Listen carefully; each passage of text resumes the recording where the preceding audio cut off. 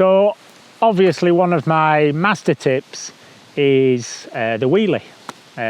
Obviously I've done quite a lot of wheelies during my lifetime, especially as a kid. Seemed to be the best thing in the world was jumping and wheelies.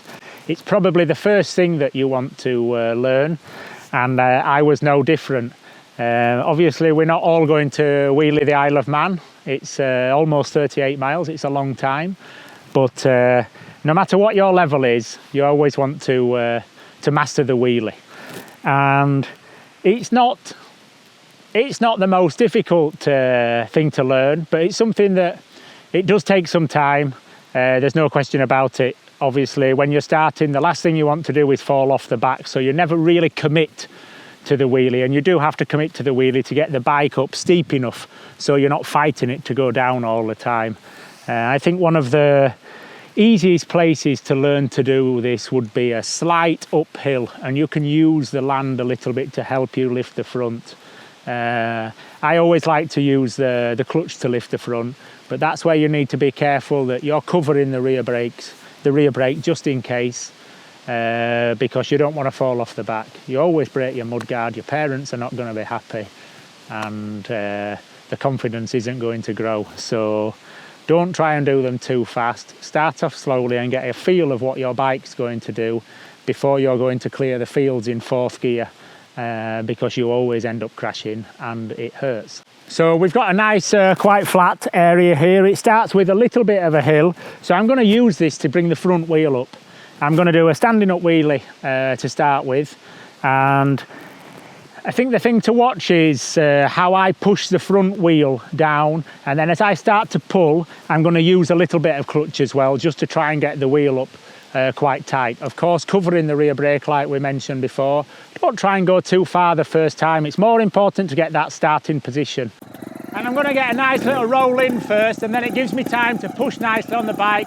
I'm going to pick a little spot just to lift the front wheel. And when the front wheel does come up, you'll see that. So I'm coming in now, push down, up, clutch.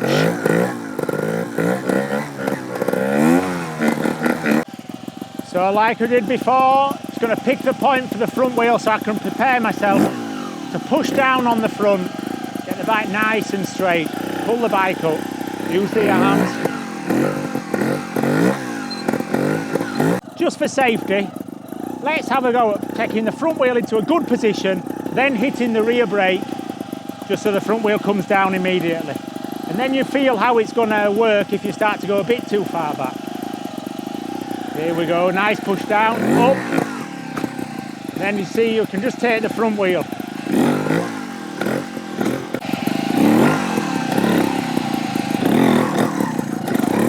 As soon as you hit the rear brake, the front's coming down and you're safe. I've just remembered my top tip about wheeling, which is really, really difficult. And I don't know why you always go for the front brake as soon as you start, but everybody does. But it's much easier to wheelie in a straight line with the front wheel spinning. If you see the Isle of Man Red Bull wheelie video that there is online, you can see that I'm the front wheel spinning all the time. It was on a motor, and without that you can wheelie about 500 meters. So I don't know why everybody touches the front brake, me also.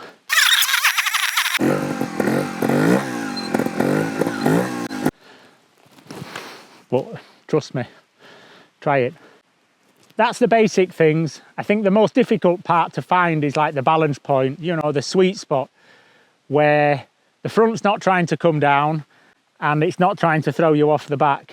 You can see it on a lot of videos where they scrape the rear mudguard and then hit the brake hard and it brings the bike back.